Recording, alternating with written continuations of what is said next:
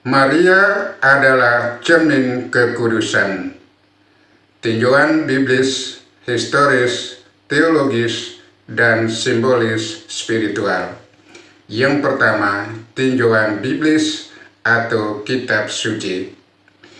Kitab suci menggambarkan kekudusan sebagai partisipasi manusia dalam kekudusan Allah sendiri. Kuduslah kamu, sebab aku kudus. Baca Imamat 11 ayat 44, 1 Petrus 1 ayat 16. Dalam perjanjian baru, Maria dipuji sebagai pribadi yang penuh rahmat atau kekaritomene. Baca Lukas 1 ayat 28, yang hidup dalam ketaatan total kepada Allah.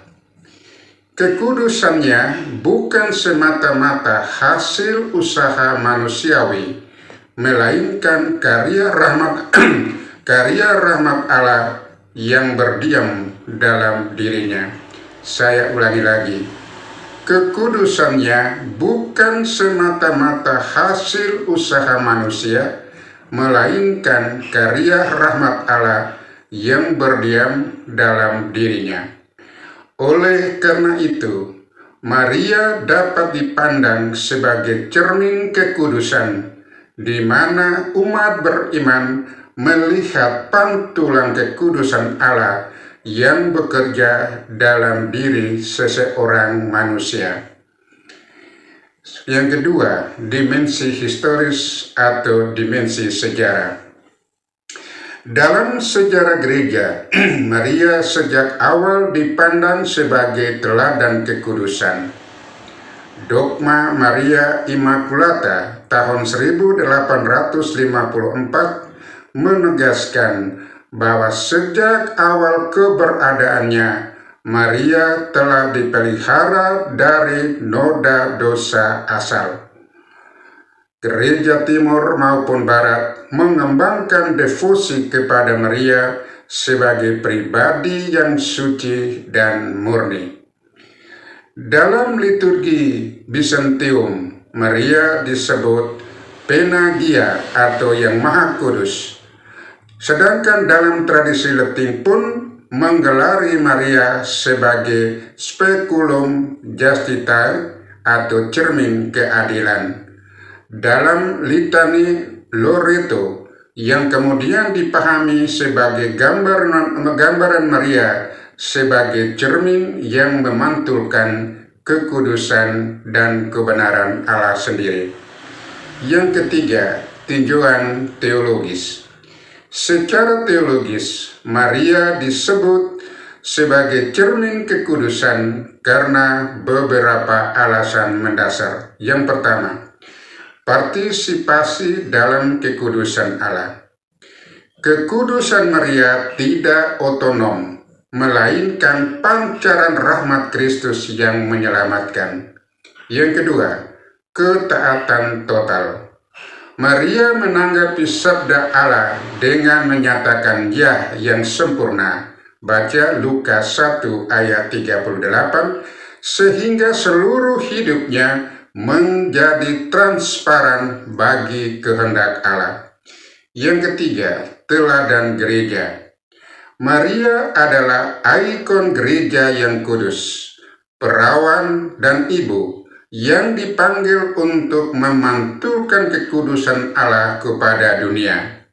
Dengan demikian, gereja melihat dirinya sendiri dalam cermin Maria sebagai panggilan menuju kekudusan.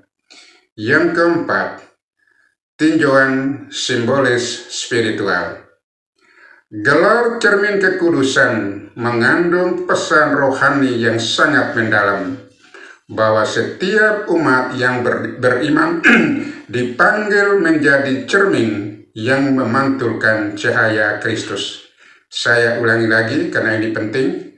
Gelar cermin kekudusan mengandung pesan rohani yang sangat mendalam, bahwa setiap umat beriman dipanggil untuk menjadi cermin yang memantulkan cahaya Kristus.